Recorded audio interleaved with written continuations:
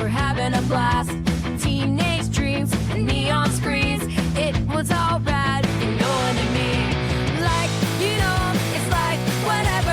Together forever. We're never gonna sever. Laughing and sharing our stories clever. We'll take you back. It's like whatever. Welcome to Like Whatever, a podcast for, by, and about Gen X. I'm Nicole, and this is my BFFF, Heather. Hello.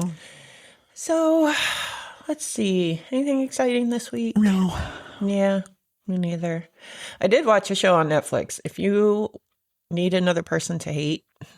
I mean, I can always throw them in the mix. It's called The Perfect Neighbor. Oh, I've heard about it. And it's this white lady, probably our age, who lives in a predominant black neighborhood in Florida. Oh, Florida. Yes. And the kids are always out playing. Like, it's one of those streets where, like, no cars ever come down it. And there's just big open fields. They play football. They're on bikes. Like, just being kids. Like, it was actually kind of cool to see because so many kids are just on electronics anymore. And she was constantly coming out harassing the kids, telling them to get off her property when she's living in these little apartments. So none of it was actually her property. She would call the police on them all the time. And literally when she called the police, she'd be like, they're outside playing and making noise. And the cops would have to come out. And I mean, she had something, she had some screws loose. I'll give her that. But she would call the little kids like the N-word and all that stuff. Like, she was a bad person. And I mean, it's no secret to the show. I'm not giving anything away, but she ends up shooting the mother, right? One of the kids' moms through a metal door that was locked and deadbolted because the mom was knocking so loud she thought she was going to come in and kill her. Bullshit. Yeah. But the part that really is infuriating, because there are tons of assholes in the world, is how long it took them to arrest her for it. So she didn't get away. Did she get away with it because they have the stand your ground? She did not, but the stand your ground is what took months. I mean, there were people protesting in the streets. Like, if this was one of us, we'd be in jail waiting for you to collect evidence. Like, why is she just out free? They put her up in a hotel. Of course. All this stuff. Yeah, I mean, she does end up paying for what she did, but it's so blatant. Like, it's just so blatant. And it's like an hour and a half long. I've heard about it. Yeah. We started the John Wayne Gacy Devil in Disguise. That's an older one, right? No, it's new. Brand new. Just came out. Oh, what's it on? Peacock. It's supposed to, I guess, rival Monster. Yeah. But when I saw the review, I saw it was coming, and then I saw the reviews of it, and people were saying it's much better than Monster because it's more true to the story than Monster. Because we didn't talk about me finishing Monster and how very, very, very angry I was about it. Did you hate the ending? I hated every part of it. When I already knew you hated it, and so when I got to the ending, I was like, "Oh God, she's going to be furious." This is the dumbest ending I have ever seen in my life. Why? Just why?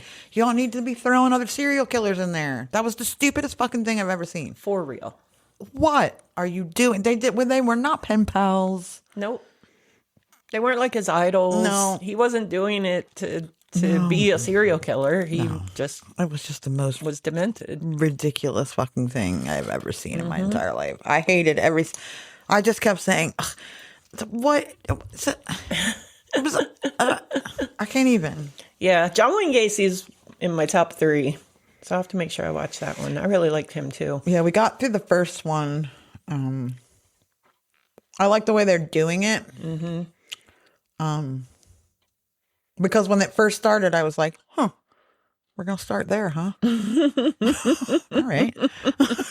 I guess we're gonna go back in time here, I guess. Yeah. So, I saw there's a new Bundy one out, which I'm excited about because he's my favorite. It's called Hunting Bundy, I think. It's on Fox Nation. which I'm not excited about. But I think I've heard of this one too. I'm not a big Ted Bundy. yeah, but I went on to see, because I have Fire TV, so I went on to see if I could get the Fox Nation app, and you can get it for free for a week. So I need to wait until I can sit down and binge it, Right. and just cancel the channel, because I will never watch Fox Nation ever again. My issue with Bundy, I don't know. I don't actually know what my issue with. I mean, my issue with Bundy is that he killed a lot of people for no fucking reason. That aside. Oh wait, before I get into Bundy, and I don't know why I don't like him. Well, I can end it there. Okay. I think he's just because I don't know why I don't like him. Maybe because he's a pretty boy. I don't know. Yeah. Because he's a Republican. I don't know what it is about. Yeah. It's just not my cup of tea. I like me some Ed Gein. Yeah. So before you got here, and before I won money on my stupid casino game, that was very exciting. But before that, there's this Facebook group called The Morbid and Macabre, and they post very graphic. Okay. Thinkrotten.com. Okay. But they have to post it in the comments. They have to like bury it in the comments. So there was one I was like, okay, I'll watch. And it was what different ways of death looks like as decay and decomp. And there was probably like 4 or 5 hangings. Man, that is wild. And these are all like decay, decomp, like we're not gonna. Needless to say, oh wow, some of this stuff was just like, oh, all right. On a lighter note, I was looking for something to watch last night? Yeah, before football, and I found some old SNLs, and I turned it on about 10 minutes in, and it was one during the Amy Poehler, Maya Rudolph, Will Ferrell era. And it was a Christmas episode, and then I saw in the commercial that Bruce Springsteen was the musical guest. Which I'm not. I like Bruce Springsteen just fine. I don't have anything against him, just not my thing. But that is one of my favorite performances at the end when he sings Santa Claus is Coming to Town, and Paul McCartney comes out and the whole cast comes out, and I got goosebumps just thinking about it. I was so excited that I looked into that. I'm very familiar with that song. Well, yeah, obviously they overplay it, but watch that performance. My mother overplays it. Yeah, well, I know, but the actual SNL is really, really good. I'll have to check it out. We have SNLs. I guess it's on Peacock. Yeah, They play it's old all over ones? the place. I think I they play love old that ones. show. I don't know if I like this new season. Yeah, I watched Sabrina Carpenter this week, and I am a big fan of hers, but I'm tired of the Domingo. I'm over it. yeah. It's Yeah, he's a one-trick pony, it seems. we can either expand on it or don't. Right. Like just make it go away. Like Yeah. it's getting to be mundane. Yeah, I agree. But it's still a great show. Yeah. I would still love to go see it. I'll have to start trying to get tickets again. I was trying to get them. I think it's a lottery, like when I went to see Letterman. I think it is too. And I used to put in for it every year, but I'll have to do it again, and I'll make you go with me. Okay. You're driving. Yes, of course. I love driving in New York City I just forgot what I was going to say. because I love driving in New York Yeah, City. you just totally distracted me. SNL. It had something to do with SNL, but I don't know what. Yeah, go on. I saw the second one that came on after that was hosted by Adam Driver. Are you a fan of his? No, Okay. I didn't figure because it's not my. I go the other way. Not gonna start any he Star Wars or anything. yeah. He's actually a pretty cool dude though. Did you know he was a Marine? I did not. I don't know anything about him. Yeah, they showed his picture when he enlisted, and he was like, that's back when they let 12-year-olds into the Marines. I did like his SNL. Yeah. I did. Yeah. Gotcha. God damn, I don't remember what I was going to say about SNL. I don't even think it was about SNL. Whatever. Well, when you think of it, just interrupt me. Okay, I won't remember. Old Glory isn't just a t-shirt, it's a declaration. Sarcasm, subculture of surviving the 90s with your mixtape and dignity mostly intact. From band tees to cult classics, their graphic gear lets you wear your weird, loud, and proud. Use code LikeWhateverPod for 15% off at oldglory.com. Your identity isn't minimalistic. It's a collage of movie quotes, angst, and questionable fashion choices. And Old Glory gets it. All right. So before we get started, like, share, rate, review. Please. I forgot. That's my part. Please. Please. Find us where you listen to podcasts. Please. Follow us on all the socials. Please. At Like Whatever Pod. Please. We are on YouTube at Like Whatever. Please. And send us an email to likewhateverpod@gmail.com. All right. So this week, let's fuck around and find out about VHS rentals. I'm so excited. This is a topic I've been wanting to do for a while. And I heard this week that the first Blockbuster opened on October 19th, 1985. So I was like, oh, it's their 40th year anniversary. Well, if they were still around. Well, there is one, well, right? There's one, yeah. Although I don't think I it's feel really like real. it closed. But my sources this week were companyhistories.com, businessstories.com, and 80sheaven.com.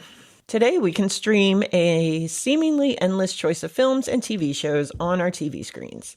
However, back in the 1980s, a trip to the local video rental store was necessary to view the latest releases. Simply selecting a movie with your remote wasn't an option, and the only way to view something that wasn't broadcast live was to place a video cassette into a video player. If you could figure out how to program the fucking thing to set it to record, then you could tape films and programs. Wasn't that the fucking worst when it didn't work? Yes. Or the show ran over. Or yes, and it would cut it off because you had the timer. 5 minutes. Yeah, Oh, man.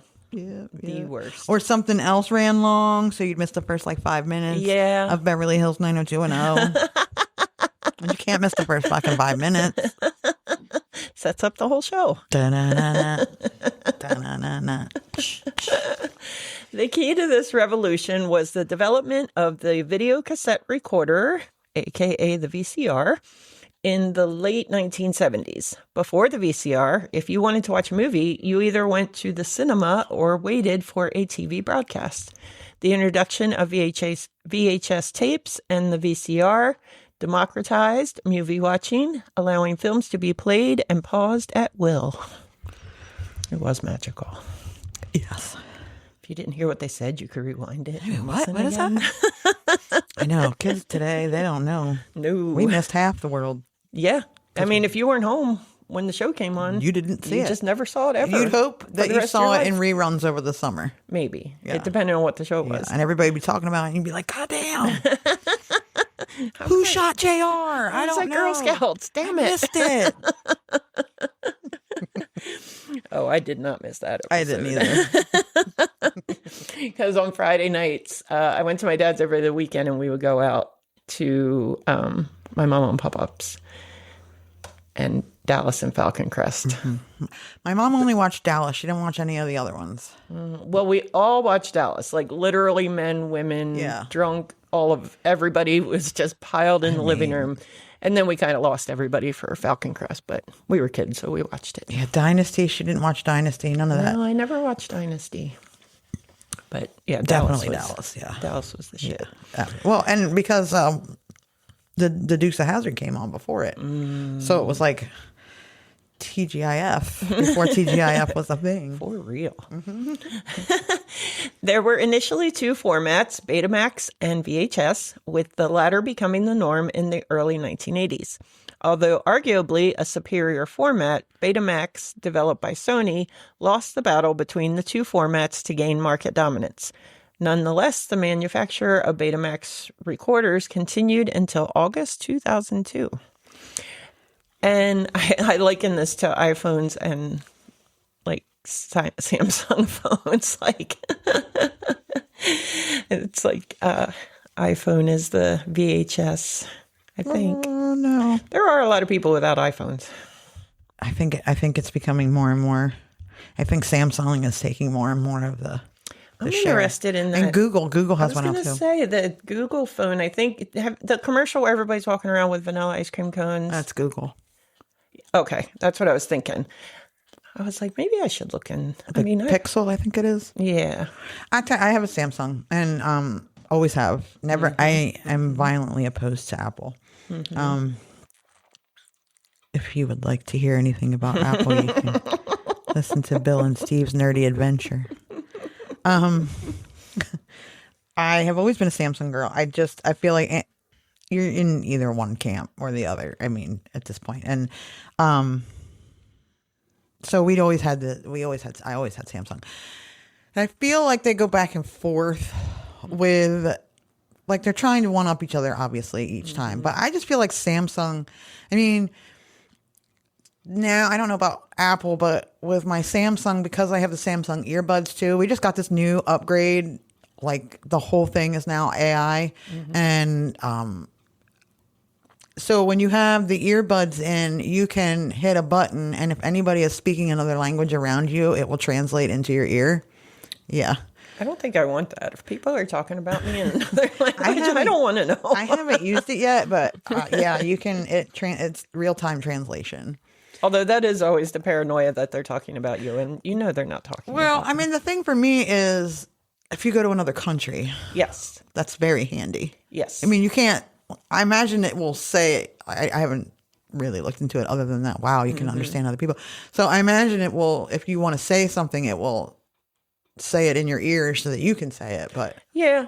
I don't know. But there's also just translate on your phone. When I was in Brazil, that's what we did. We just type in the sentence and show it to the person on the street where we were trying to find where we were going, or the waiter, or that's true. Whatever like that. But it would be cool to be able to just have a conversation and actually hear what they're saying. Yeah, I thought that was cool, and that's cool. been there for a while. There's something.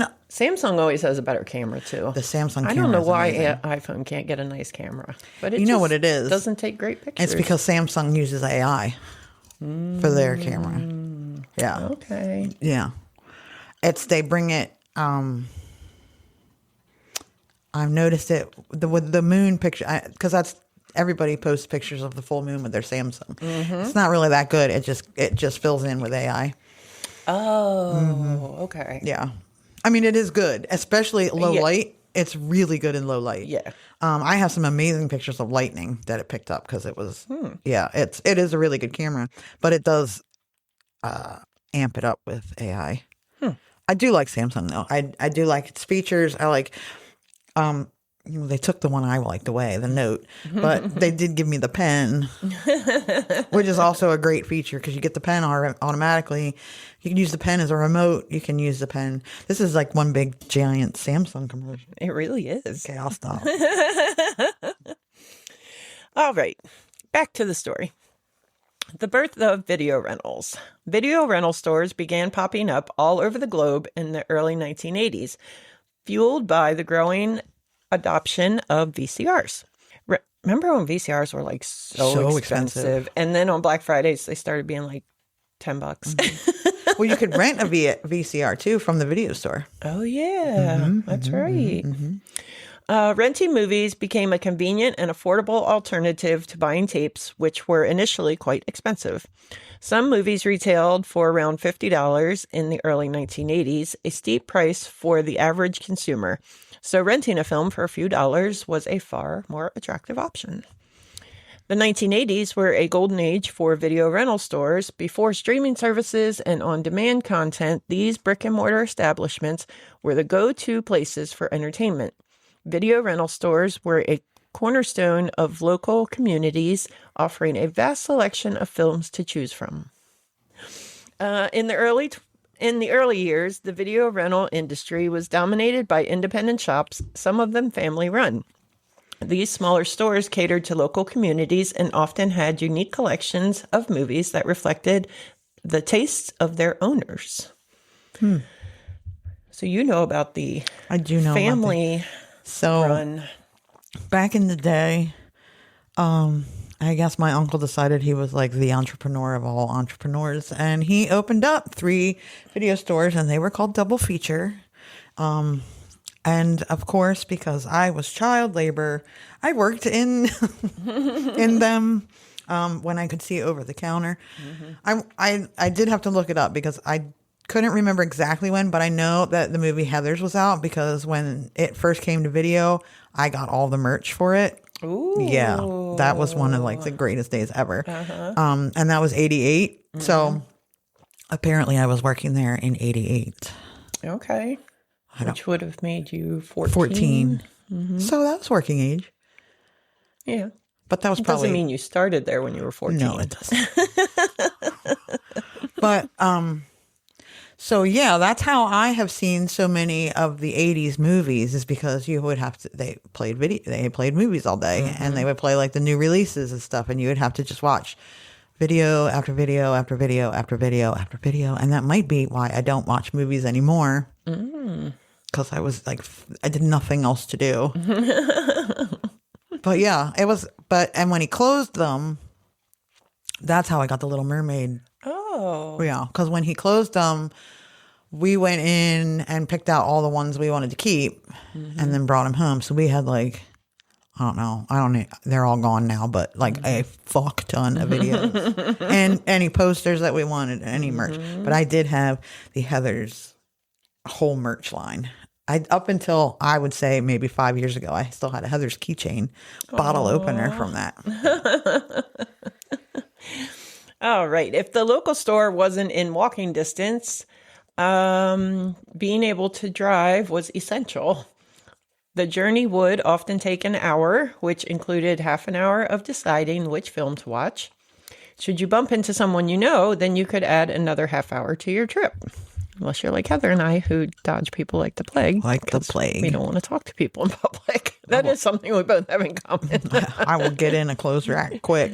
I hate small talk. I hate it.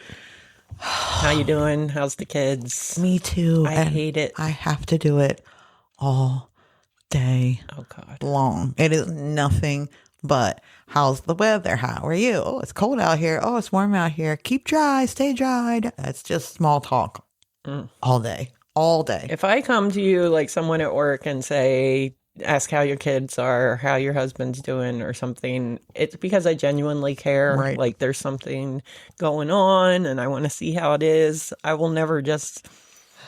But the problem is, like my work bestie the other day, today, as a matter of fact, he got caught talking to an old lady for 20 minutes, which is in mailman time. That's a long time. Like you could be halfway done. Like you could be far too polite. Yeah. Well, because she tugged at his little heartstrings. She was telling him all this stuff, and she said, you're the only person I see every day, so you're the only one I have to talk to. So then, he became a big giant puddle of mush. But that's it. That sounds god awful. I mean, a lot of these neighborhoods, like I have an old people neighborhood, and they're all dying, and like one will die, and then the other one comes up. This one lady, she brings me a soda. Like the other day, she brought me a soda, and she just whipped it out of I don't even know where. Don't ask. And she came up and she was like, "Is it too chilly for sodas?" And I was like, "It's never too chilly for sodas." And she was like, "Wabam!" And I was like, "All right." And she was like, "Soon I'll have to be bringing you hot chocolate." And I was like, "And soda." Score. I know. Tell her make sure she puts whipped cream on it. Oh, I forgot. Yeah, it makes my throat crawl. Oh, I love it. Because I have a touch of the tism. Yeah, my therapist and I really went over that yesterday. Okay. All right. Yep. Stepping into a video rental store in the 1980s was an adventure. The air was filled with the unmistakable scent of plastic casings and the low hum of VHS tapes. Shelves were lined with thousands of titles organized by genre or alphabetically. Browsing the aisles was a delightful experience as you discovered hidden gems and rediscovered old favorites. I feel like it always smelled like popcorn, too. Like microwave popcorn. Yeah, I worked in video stores, too, when I was like 15, 16 years old. My first one, my mom was working there. There's a part-time job on the side from working at the post office. I was going to say, she worked for the post office. And that place was really dumpy. Like, it was small. We didn't have any snacks or anything.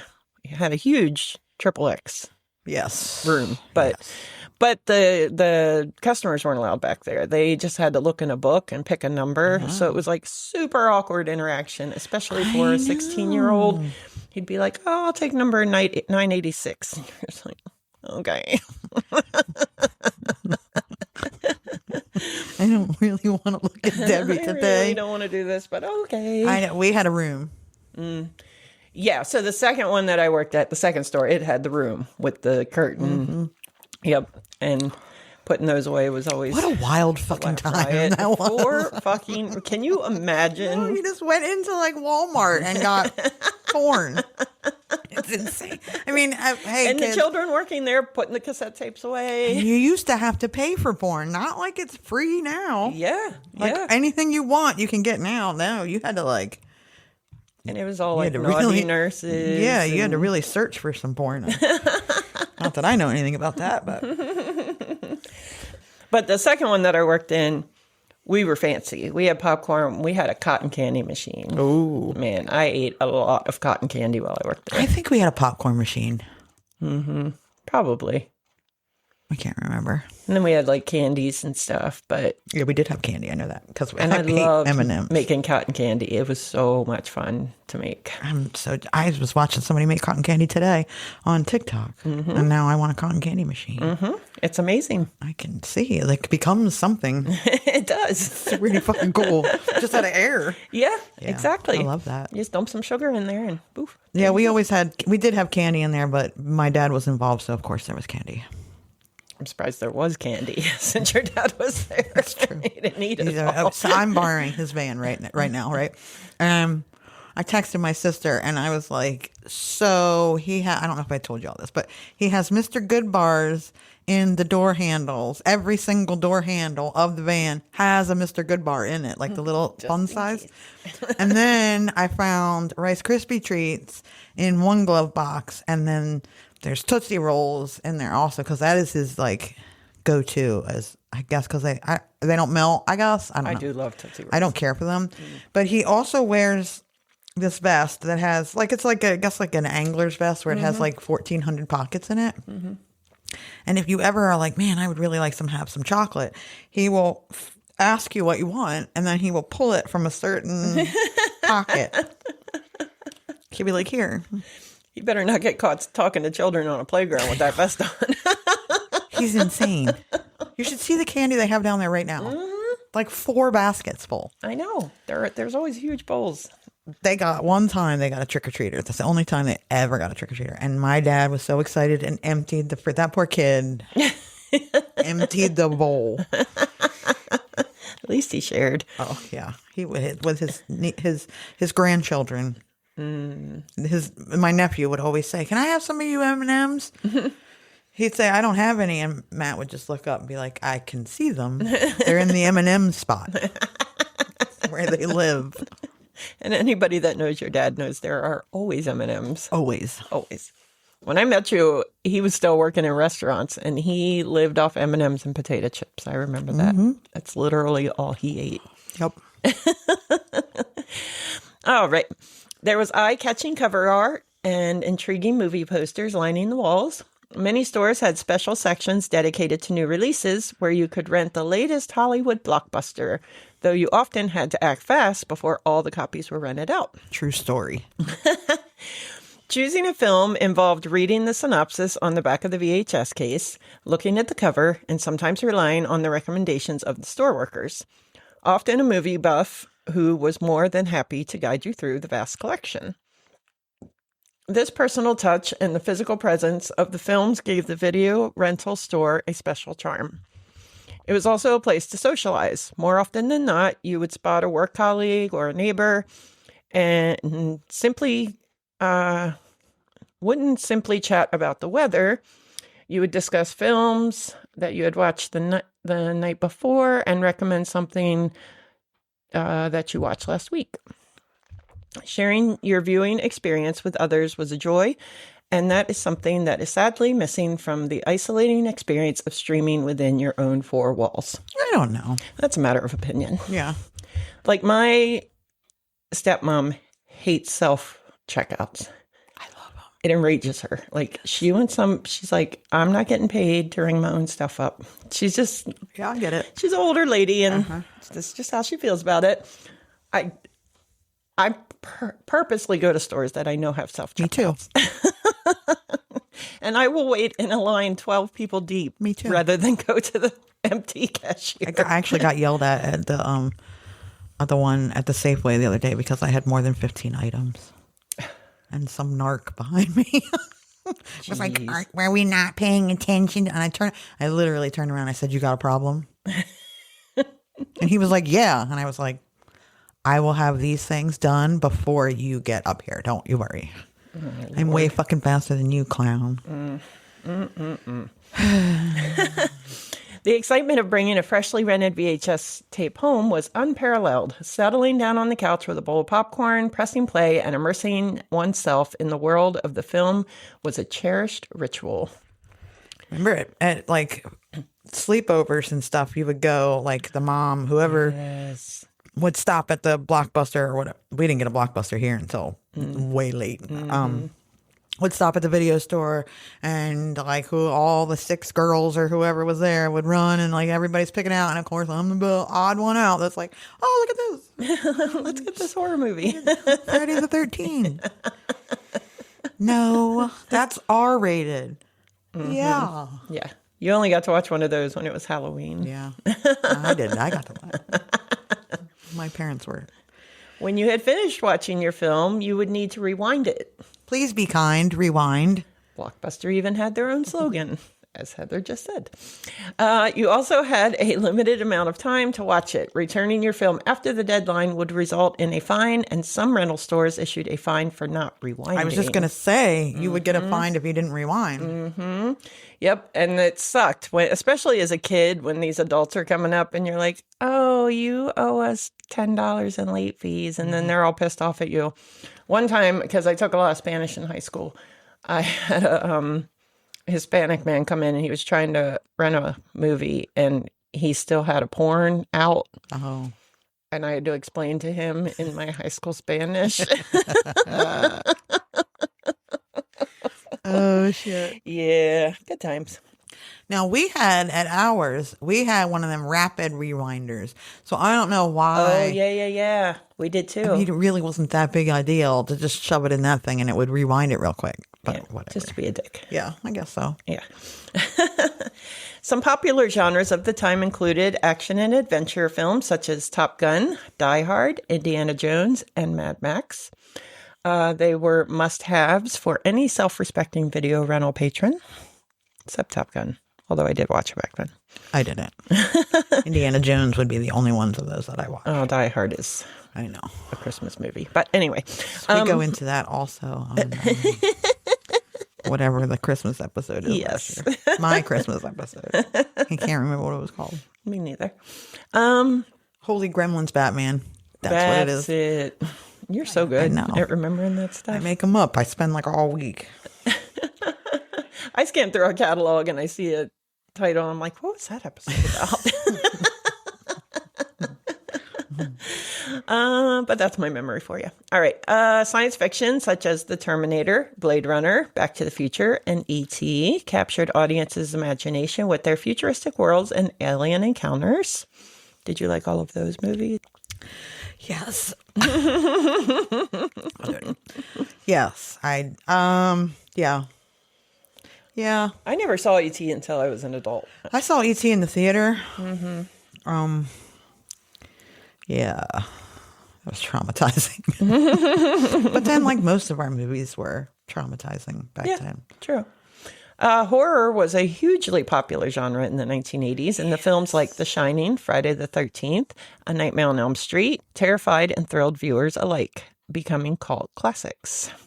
Did you know that there is a documentary type show, like a week, like a Dateline kind of thing, that is the real murders of Elm Street?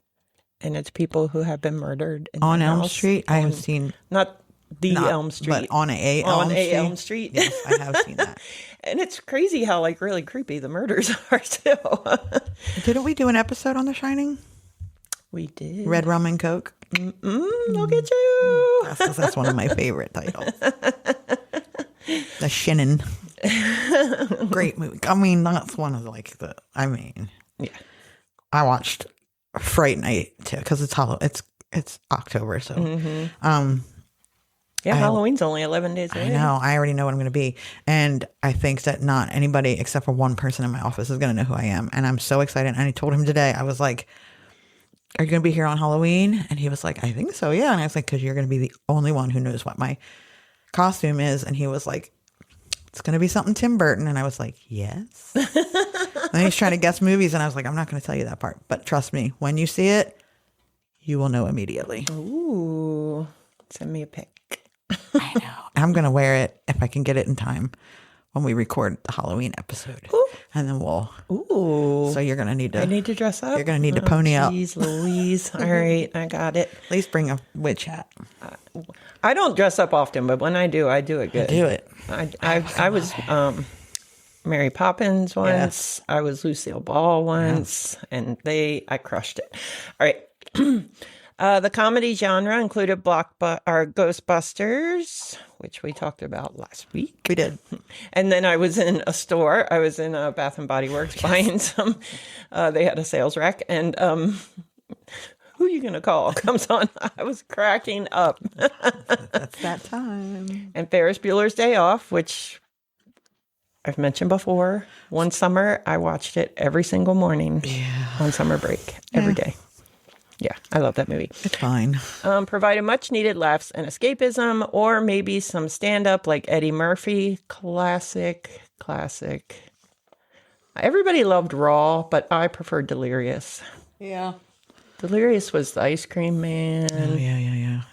And the big brown shark came in the bathtub. Many films such as Gremlins and Beetlejuice blended horror and comedy to great effect. So we watched Fright Night the other day, the original Fright Night, which is one of my fucking favorite movies. And I remember the day that when I realized that the vampire in Fright Night is also Jack Skellington. Mind blown. Shut up.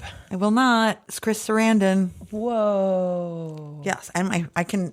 So my friend who lived across the water from us that was only here in the summer, her mom, I don't know if she listens. Hi, Gretchen, if you do.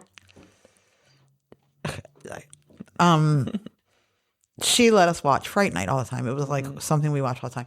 She made us black cherry Kool-Aid and my favorite. and double-decker peanut butter and jelly sandwiches. So I literally know almost every word for word of that movie, and I quote it all the time. And of course, very few people know. Mm-hmm. Yeah. You have to have faith for that to work on me. Mr. Vincent. In the 80s, video rentals became a crucial secondary revenue stream for Hollywood studios. Many movies that performed poorly in cinemas found second lives as rental hits, and an entire industry of direct-to-video films emerged. Direct-to-video. Mm-hmm. Low-budget horror, action, and comedy movies became staples of rental store shelves, and some even achieved cult status. Let's talk about videotape defects. Lord. The worst. All right. Something that we had learned to live with in the 1980s was the wonky cassette. Sometimes the cassette reels could be at fault, but more often than not, it was the videotape itself. Yeah. And this was prone to wear and tear. And as video rental cassettes were watched numerous times, this overuse would sometimes result in a loss of picture and sound quality. Yeah. Usually, it wasn't bad enough to stop you from enjoying the film. Sometimes, though. Sure. Sometimes. Especially if you got one that you wanted to watch a couple times over, and each time you got to that part that happened, and you're just... Yeah. Because it would always be the best part. Yeah. Yeah. Pictures would occasionally jump, develop lines, discoloration, and fuzziness, and the sound would occasionally have that wonky quality that synthwave musicians often try to replicate in their latest songs.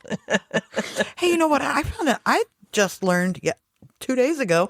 There's a whole Depeche Mode album I didn't even know existed.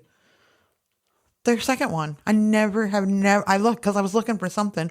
Never saw it before. I have never heard any of the songs off of it. I can't remember the name of it. I'm going to have to look into that. I was like... I know every word to every Depeche Mode I know. song. I know you do. Not necessarily by choice, but while you look it up, let me say, as a video store employee, do you remember having to splice the videos? I never had to do that. So, yeah. So when they would come, and I felt like I was the smartest person on the planet when I learned this skill. So somebody would bring one in and the VHS had eaten it or something bad had happened to it, and you would take the cassette apart and you would take out the bad part and you would splice it back together. And I was very good at it. It's called a broken frame. A broken frame. I had never heard any song off of it. I'm going to have to listen to it and see if I've ever heard any of it. Because we know the first album. I know. I never. Yeah, it's written entirely by Martin Gore. Is it all music? It was the day. It was released the day before my birthday. Is it all Is it all instrumental? I don't know. I didn't listen to it. No, because there was one song I did listen to. Where the fuck is the? Martin always wanted to be the lead singer. He should be. I mean, he's got a beautiful voice. Garden State Distillery's Proper Cock bottled cocktails are smooth, stiff, and always ready to please. Whether you're craving an old-fashioned that knows how to take its time, a Cosmo that still turns heads, or an espresso teeny that keeps you up all night, this cock delivers. No shaking, no stirring, just pop the top and enjoy. Use code LikeWhateverPod for 15% off. GardenStateDistillery.com, because sometimes you just want a proper cocktail in your hand. And we're not here to judge. Song break. Sorry. I had to let her listen to it. In the early 1990s, large chains like Blockbuster began to appear. These chain stores offered a broader selection of films, extended hours, and competitive prices, gradually pushing smaller independent stores out of business. Blockbuster was the Walmart of... Yes. Of video stores. Video stores. Mm-hmm. With the rise of DVDs in the 1990s and digital streaming in the 2000s, the stores gradually disappeared, but the memory of them remains a nostalgic touchstone for those who grew up in the era. So before we get into the Blockbuster business model, which is actually quite interesting, when I was looking up, I was like, this is going to be boring, but it was kind of neat. Oh, here we go. We have a new segment that we are starting in year 2. Here we go. I found an old diary of mine. It looks like I received it in 84. Ooh. So I would have been 11. And apparently I had some pictures taped in here that fell out because they're like little writings like Uncle Donnie in 1984. No, that wasn't him. All right. So we're going to start with page 1. So excited. Oh my God. It's so good. All right. So this is Saturday, March 31st of 1984. I had a slumber party. Got a diary, pen, watermelon jewelry, summer suit. I don't know what that is. Todd, the Barbie doll. Oh. Mm-hmm. Happy birthday. The Dollar Tree Ken. Todd. Happy birthday balloon, cards, and a light. Oh. Mm-hmm. It's kind of late for your birthday, though. Well. Okay. You'll find out. Hold on. Took 12 pictures. Had all my friends that I love, like sisters. Right. They're my 3 best friends. We played pillow fights, Barbies, and took pictures. I had my birthday slumber party. Well, I had written my slumber party, and then I put the little V in and inserted birthday. Sure. I needed to clarify. Right. I had my birthday slumber party on this date because I was supposed to have it on the 3rd of March, but I got the chicken pox that weekend. There's never been anything more 80s than this diary. I know. I can't even stand it. And it's a cute little diary. It's got, if you guys remember the little twin stars, I still have the pen that I used to write in it inside the plastic cover. It doesn't work anymore. And I have, anyway, we are going to. That was the greatest start to any segment, any ever. I don't care who you are or where you are or how famous you are. New News, Jason Kelsey. It's no. This is where it is. I know. When I pulled it out last night and I read the first page and I text Heather, this is pure gold. It is goddamn golden. Oh, and I just only looked through a few other little things. I found something very interesting that I can't wait to share with my dad. But I know what you're talking about. But I kind of want to surprise myself with it. Like I didn't want to read through the whole thing. But yeah, I'm so excited that I found this, and so this is going to be a new. I'm so excited. Little segment. For I could not be more excited about this situation. I can't. I just can't. It's so cute. I'll put a picture of it up on socials too. All right. Oh, I laughed too hard. We were talking about chickenpox at work the other day because one of my friends that has a daughter, and they were talking about she has to get her the chickenpox vaccine. Blah blah blah. And one of the other people that were in there at the same, because she said she had the chickenpox vaccine, and the other person that was in there, I didn't think he was that old, but apparently he is. He was like, back in my day, you didn't have chickenpox vaccines. We all, and as soon as he said we all, I turned around, I said, you went to a chickenpox party? And he was like, yeah. And she just looked at us like, she's like, what do you mean? And he was like, yep. You'd go to if your kid got chickenpox, you were obligated to call all the other moms and be like, bring them over. Everybody would come over and get the chickenpox. Just get it out of the way. Do it now. God. I remember having chickenpox too. My mom was just new with the post office, so she was a sub. So she couldn't take off for anything. Right. And my sister went to, it's all foggy, but I guess she went to a daycare in someone's house.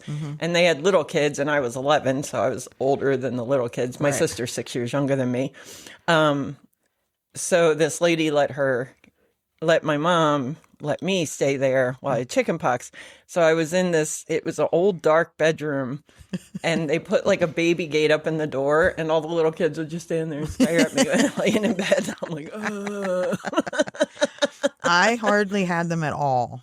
I didn't get a bad case. My friend had them in their ears. My sister had them down her throat. Yep. Yeah, my sister had them bad. Yeah, I was lucky I didn't get them that bad, but I didn't get them lightly either. I got them. I barely had any. Oh. I'm so scared of shingles. I've already had shingles. I know. I was like 40 and I didn't get them. shingles. Are they contagious? Can I get them from you? Keep your shingles over there. Well, I had them like 12 years ago, so I think you're safe. You never know. They are no fun, man. I'm telling you. And that's back when they handed out Percocets like candy. Yeah. And that didn't even help the pain. Nowadays, you're just fucked if you get them. If I get them, I just have to become a heroin addict. There you go. Seriously. Like, it was bad. All right. Anyway. Yeah. Back on track. Yeah. So now we're going to talk about Blockbuster and how it came to be. All right. So the Blockbuster business model provides an advantage over the large home video chains and significant advantage over single store competitors.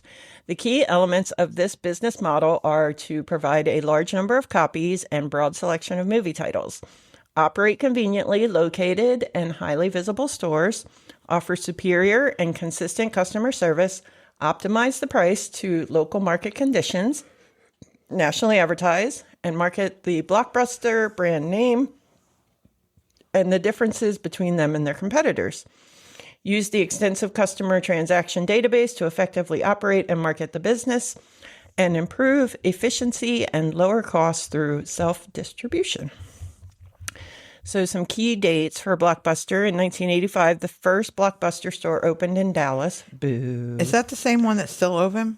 Is it the original or no? I think the one that's open's in the Midwest somewhere. Okay. Or maybe like further up closer to Canada. Okay. In 1986, Blockbuster went public. In 1987, the founder, David Cook, left the company, and the company headquarters moved to Fort Lauderdale. In 1989, Blockbuster opened its first stores in London and in Canada. In 1992, Blockbuster acquires Sound Warehouse and Music Plus chains to create Blockbuster music stores. Do you remember those? Nope. Me neither. We probably didn't have them around here. We're too country. Yeah. In 1994, media giant Viacom Inc. acquires Blockbuster. 1996, company headquarters moves back to Dallas. In 1999, Viacom holds an initial public offering of Blockbuster shares on the New York Stock Exchange. I love an IPO. So the company's history. Blockbuster is a leader in the field of video and video disc rentals. With approximately 27% of the U.S. market shares, Blockbuster operates about 6,500 video stores serving more than 87 million customers in the United States, its territories, and 25 other nations. Founded in the mid-1980s as an alternative to small local operations with limited video rental selections, the company grew quickly into a nationwide chain with other interests in the entertainment industry as well, including music retailing. In 1994, Blockbuster became a wholly owned subsidiary of Viacom Inc., allowing Viacom the financial resources to proceed with its bid for Paramount Communications. Viacom retained total control of Blockbuster until its 1999 initial public offering of 31 million shares, which was about 18% of Blockbuster's stock. Oh, damn. I was hoping you were going to tell me what the IPO was. What it came out as. I don't know. I don't think it's in here. I love a good IPO.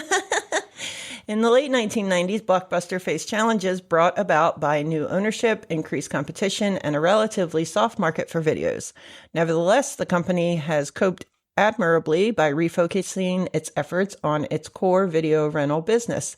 In 1999, Blockbuster boasted a store within a 10-minute drive of virtually every major neighborhood in the United States and strove to guarantee the availability of new video releases in most markets. They would too, man. They get like 30 copies of something that came out. Yeah, they did. Oh, God. What? It was $15. Oh, my gosh. Yeah. Wow. Yeah. Blockbuster traces its history to the formation of Cook Data Services, Inc. in 1982. This company was founded by David Cook to supply computer software services to Texas's oil and gas industry. When the industry went bust, the company was left without a strong customer base. Cook was searching for another source of revenue when his wife Sandy, a movie fan, suggested entering the video retail business. Cook learned that the video rental field was highly fragmented. Most stores were relatively modest family operations that carried a small selection of former big hit movies. Providing a large selection of movies required a large investment of capital, since distributors typically charged approximately $70 per tape. In addition, tapes were generally not displayed but kept behind the counter to discourage theft, and had to be fetched and laboriously signed out by the customer. Right. Cook saw that operations could be greatly streamlined by a computerized system for inventory control and checkout, something his software background prepared him to develop. After Sandy Cook conducted several months of research into the video rental industry, David Cook sold his oil and gas software business to its managers and entered the movie rental business. In October 1985, Cook opened the first Blockbuster outlet in Dallas. With 8,000 tapes covering 6,500 titles, it had an inventory many times larger than that of its nearest competitor. In addition, tapes were displayed on shelves throughout the store as in a bookstore, so that customers could pick them up and carry them up to the desk for checkout. A magnetic strip on each video and sensors at the door discouraged theft. Computers were used to keep track of inventory, and a laser scanning system which used barcodes on the tapes and on members' cards, simplified and reduced the time involved in conducting transactions. I might still have my Blockbuster card. I don't think I do. I might. I don't know. Yeah. If I find an old wallet somewhere, it's probably in there. The first Blockbuster store was an immediate hit. The Cooks discovered that the public had a much greater appetite for renting video movies than anyone had previously suspected. People were interested not just in seeing hit movies they had missed in the theaters, but also in a broad variety of other features. See, you also have to remember children's that were not around. That after a movie left the movie theater, Oh, God, like a year. at least, but it would come out on video. And then, in order for it to get to cable where you could see it consistently, it would be 5-6 years before. Yeah, like on HBO. That's kind of when that was then it first would go to starting. HBO, and then eventually Rocky went to cable, and you couldn't spit without hitting a Rocky movie at any given day. Which isn't a bad thing. No, that's how I know it so well. By summer 1986, Cook had expanded the Blockbuster concept to 3 additional stores. To reflect the different nature of the company, Cook Data Services became Blockbuster Entertainment Corporation in June 1986. In September, the company set out to raise money for further expansion with an initial stock offering. However, days before the sale was to take place, a financial columnist wrote a damaging article citing Cook's background in the oil industry and questioning the company's know-how in the video field. The article caused the equity offering to be canceled, and without this infusion of cash, Blockbuster began to run out of money. The company finished 1986 with a loss of $3.2 million. That would explain the $15 IPO. Please give us money. In February 1987, however, Cook sold 1/3 of Blockbuster to a group of 3 investors who were all former associates at another company, Waste Management, Inc. They're still everywhere. I know. They have their own golf. I'm sorry. Tournament. Whenever I hear waste management, all I can think of is mafia. It's just it. It's just it. True. But the actual company, Waste Management, It's probably mafia. sponsor. True. That's why they sponsor everything.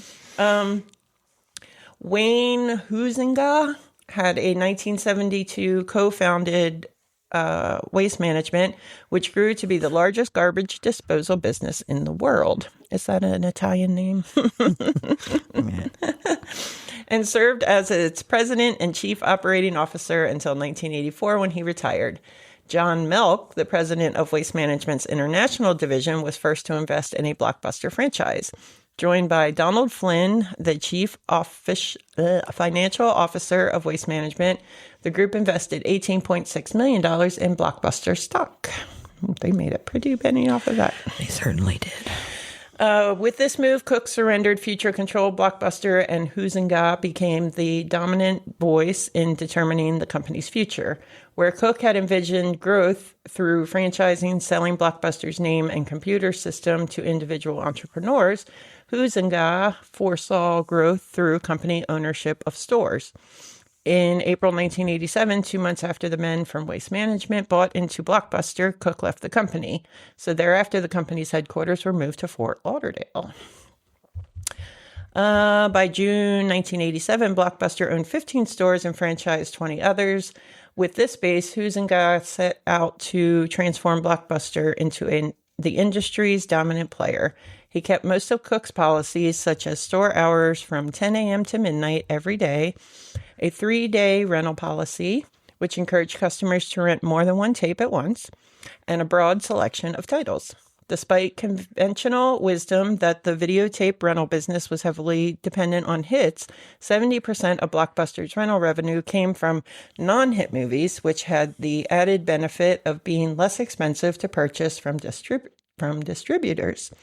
In addition, Blockbuster's management decided to eschew revenue from X-rated adult films, opting instead for a family environment. That's right. They didn't. See, they took all the fun out of the family businesses. Go find your porn somewhere else. That's probably when adult bookstores started. Oh, I think they were there long before. video rental. Maybe they started renting them. With these policies in place, Blockbuster set out on a program of aggressive expansion. The company began to buy back franchised operations with the goal of 60% company-owned Blockbuster outlets.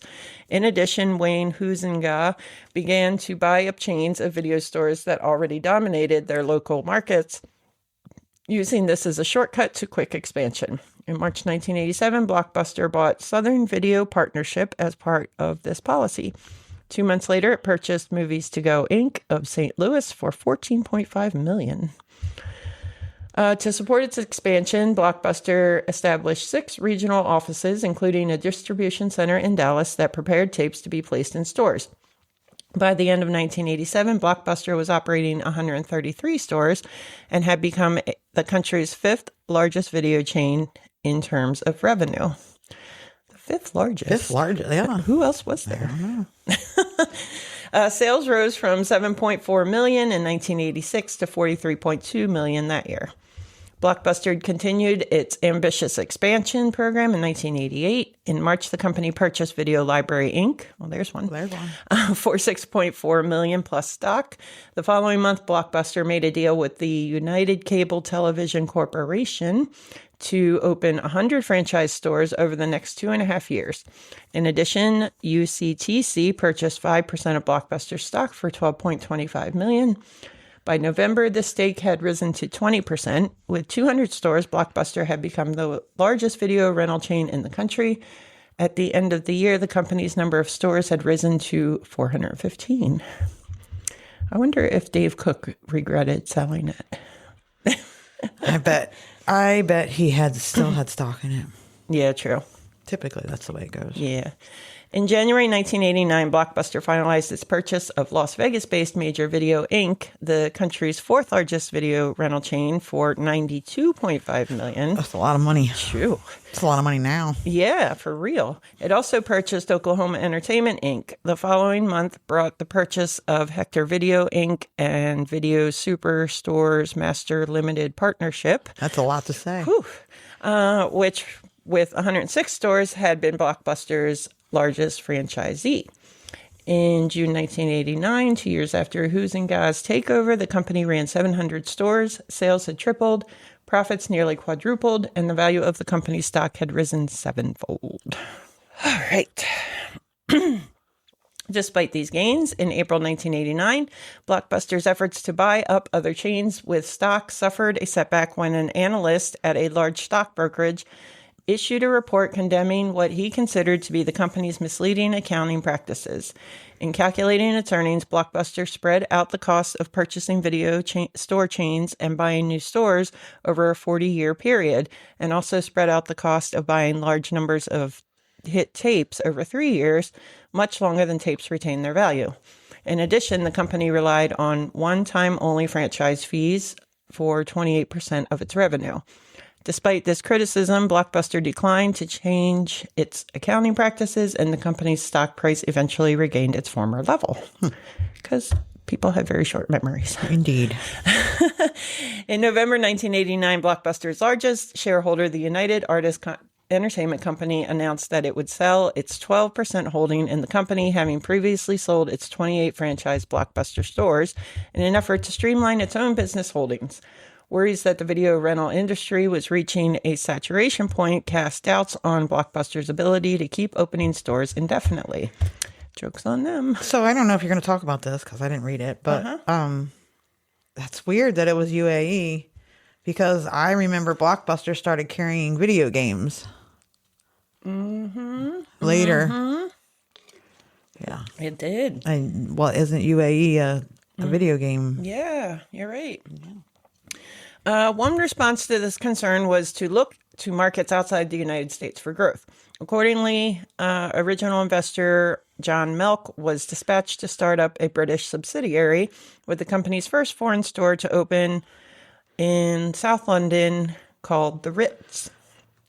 Blockbuster's management continued to maintain that since the video superstore concept was open for anyone to copy, it needed to grab market share as fast as possible in order to exploit its groundbreaking concept. Carrying out the philosophy, the company opened its 1,000th store before the end of 1989. That'll happen in like 1 year. I was going to say that's They, quick. yeah, we went from like no Blockbusters to all the Blockbusters. All of them. To increase business, Blockbuster embarked on a $25 million ad campaign and also undertook joint promotions with such fast food outlets as Domino Pizza and McDonald's. I remember the Domino's pizza one. I do too. I don't remember the McDonald's one. I know, you could get like a pizza and 2 movies or something for. Yep. In addition, the company accelerated foreign expansion, augmenting its operations in Britain and planning for operations in Australia and the rest of Western Europe. In the United States, the chain had opened its 1,200th store by June 1990. New outlets opened at a rate of 1 per day. Wow. Yeah. In October 1990, Blockbuster announced plans to cooperate with Den Fuhita, the company that ran McDonald's franchises in Japan, in the development and franchising of video rental stores in that country. The following month, Blockbuster made its largest acquisition to date when it acquired Airrolls, a video store chain with 200 outlets on the East Coast and in the Midwest, for $30 million, including cash notes and debt assumptions. Not this part of the East Coast, because I never heard of that. No. It must be up north or down south Or down somewhere.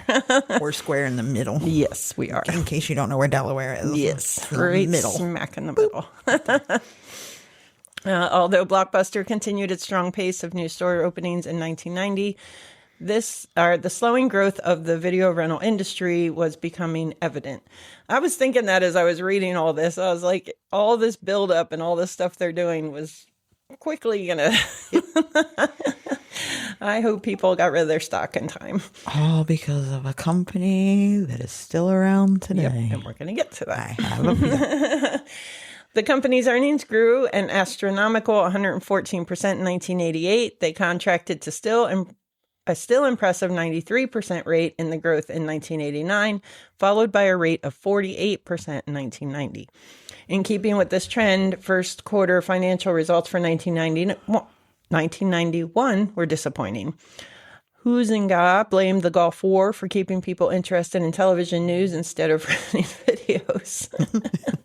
That doesn't sound right. Yeah, well, Because we Shock and still awe. watched the news and watched videos.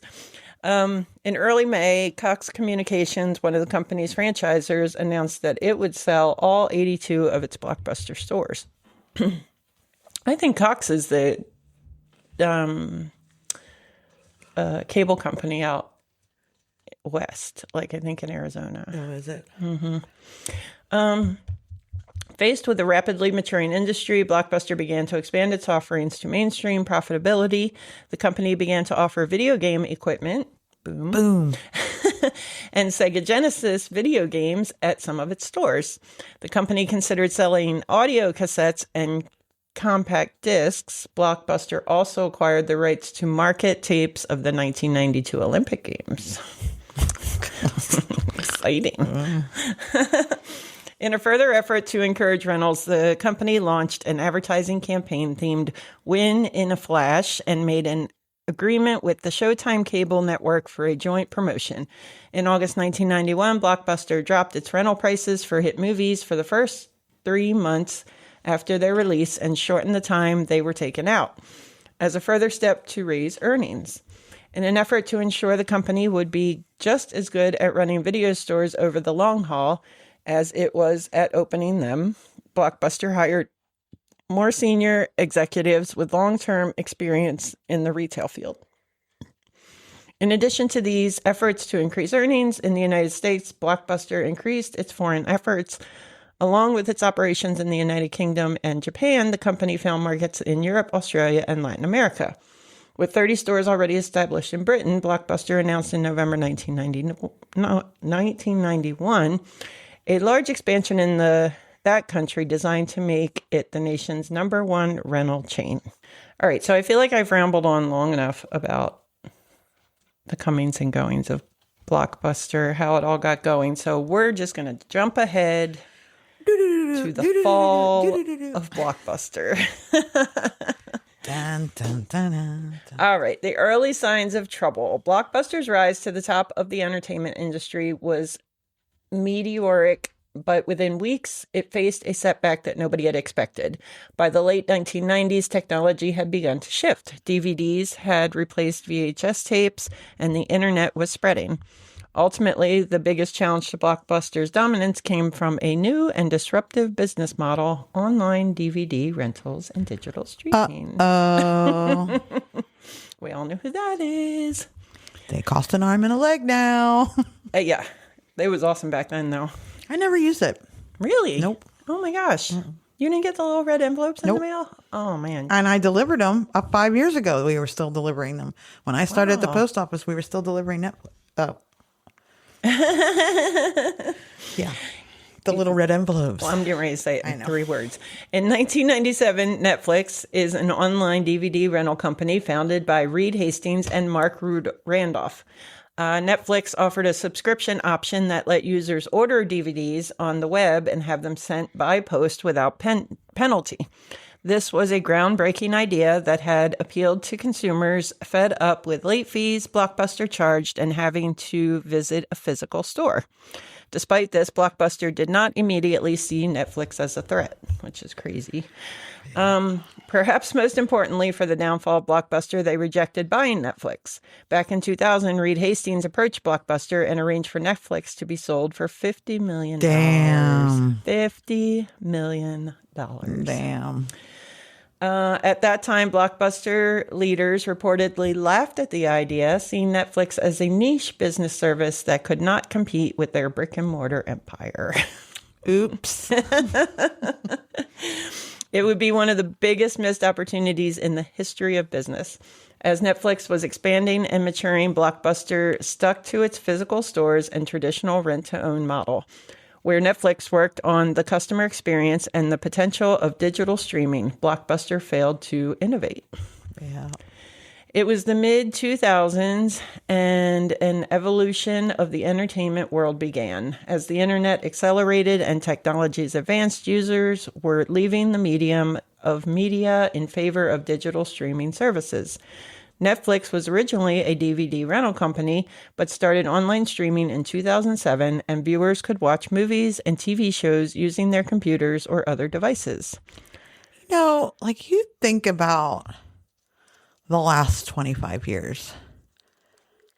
So that goes back to 2000. 2000. Like, okay. I don't know. Has there ever been a quarter of a century that has been so Quickly advanced? Yeah, like just like boom, boom, boom, like boom. just, I mean, we went in 2000. I mean, we had cell phones, but you could barely use them. And, you know, I mean, you had people had computers, but they were big and bulky and they cost an arm and a leg. And you had to plug it into the phone line and it took forever to reconnect. You know, the internet was slow, and I can't imagine like a 25-year period. And I'm sure I'm not a history buff. Maybe so when electricity. Maybe, but I don't really know a lot about that. I just feel like we have gone light years. Yeah. From 2000. It's technology. It's insane. And now you have an AI best friend. And now I have an AI best friend. Who would have thought in 2000? Not me. I don't care for the robot revolution, but I do have a Roomba and I do like the AI. So Blockbuster was not quick to catch up with this transition. In 2004, they even started their own online rental platform, but that was a very late and unproven attempt to compete with Netflix. It was not as easy or appealing as Netflix, and Blockbuster continued to insist on its brick-and-mortar outlets that were getting outdated. Blockbuster, in 2007, offered Total Access, a program by which consumers could rent movies online and bring them back to physical stores. The idea sounded promising, but it was too little too late. Blockbuster was already losing market share to Netflix, which was gaining popularity thanks to its growing library of downloadable shows and its innovative recommendation algorithm. Blockbuster's problems were only made worse by the 2008 global financial crisis. Customers were cutting back on discretionary spending, and with affordable digital streaming, consumers were not making a push for hard copies. Blockbuster's branches were expensive to run, And the company's dependence on late fees, its biggest source of revenue, became a liability. By 2010, Blockbuster had accumulated more than $1 billion in debt. Wow. Yeah. The company was forced to close hundreds of stores in the pursuit of saving money, which alienated its customers. In September 2010, Blockbuster declared bankruptcy, marking the beginning of the end for the once dominating movie rental giant. In 2011, Blockbuster sold in a bankruptcy auction to Dish Network for $320 million. Originally, Dish Network planned to leverage Blockbuster's brand and footprint to establish a streaming channel that would challenge Netflix, but those effects never gained traction. The remaining Blockbuster shops continued to close, and in 2014, nearly all of them had shut down. And today, there is only one Blockbuster remaining, and it is in Bend, Oregon. There you go. West Coast. West Side. The site has become an old-fashioned emblem of the past, attracting visitors who remember the days of browsing movie aisles and renting videotapes. While streaming services have changed the way we consume content, the nostalgia of visiting a video rental store in the 1980s will always hold a special place in the hearts of those who grew up in that era. The thrill of browsing the shelves, the anticipation of watching a new release, and the shared experiences created in these stores are memories that will last a lifetime. Last a lifetime. And that's End scene. That's lovely. Blockbuster. Yeah. When I first I was just going to do Blockbuster, and I was like, that'll be boring. But there was actually a lot about Blockbuster. There was that was a lot about Blockbuster. Yeah. Who knew? It went through a lot. And Netflix, man, $50 million they could have bought it for. Imagine some of this. I'll tell you. Sometimes, you know how they always say, if you could go back in time. Yes. I 100% would go back in time and buy some Amazon. Mm-hmm. Oh, for sure. Or Google. Mm-hmm. Because, I mean, I don't know. I had a huge mistake in my... I remember. Yeah. In my stock marketing time. I mean, you put it to good use. You had the best of intentions. You just didn't realize. I made money off of it. You did. And you used it to purchase your first home. My life would be a whole lot different right now had I listened to my own self. Yeah. Well. Anyway. Mm-hmm. And speaking of Amazon, I mean, I if you go back, you can look and see how far back you used Amazon. And there are I have books on there from like the earliest days of Amazon. In fact, I do believe, if I can remember correctly, one of the first things, it's either the first or second thing I ever bought from Amazon is What to Expect When You're Expecting For you for your first. Yeah, that's all they used to sell, right? It was books. Was books and CDs. Yeah. Mm-hmm. And then they started with the Kindle. That was way later. Then they started. I don't know what they came with next. But I know it just started out as books. Mm-hmm. And music. Yeah. Crazy. So crazy. Yeah. Those were the days. Yeah. Anyway. Yeah. That was nice. Thanks. Video. Mm-hmm. Yeah, video killed the radio star. It did. And then Netflix killed the videos. I know. It's so weird. Like I said, just the last 25 years have been a wild fucking ride. They really have. And doesn't it freaks me out to think about 25 years from now. What are things going to look like? I know. I mean, we really might have flying cars and shit by then. I won't. I'll be dead. Shut up. I'm not going to be fucking 75 years old. Anyway, look, so I was watching a TikTok the other day, and I had my little atheist mind blown. Don't worry, I'm not believing in God. Okay, good. Just calm down. Okay. It's not that. But hey, just listen 1 minute. Okay. Just hear me out. Mm-hmm. So one of the it is an actual thing, and I forget what it was called because I didn't write it down.